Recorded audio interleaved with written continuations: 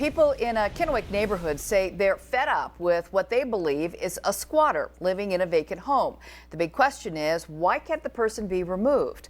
Bryant Maddrick looked into landlord and tenant laws and talked with local law enforcement to find out. You just want to go over there and, do something about it too, but you can't. People in this Kennewick neighborhood are mad, and this is why. They say this man has been living inside this vacant home at 13 East 2nd Avenue in Kennewick. I contacted the owner of the home, Steve Warner, who says no one should be there and this person isn't paying him rent.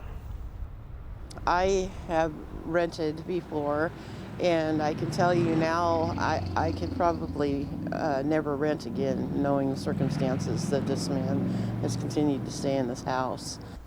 I talked with the alleged squatter off camera. He says he has a right to be in the house, yet won't admit paying rent or belonging there. Neighbors say this man has been living in the house since as early as October.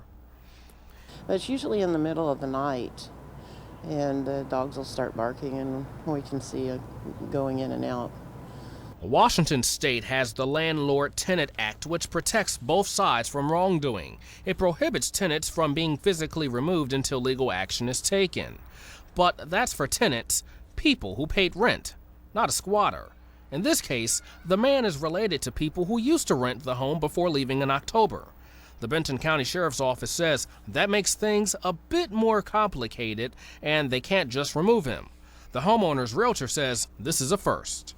But to actually have someone inside the home that's not supposed to be there, that was never in fact the renter at all themselves, I've never had that happen. In Kennewick, Bryant Maddrick, NBC, right now.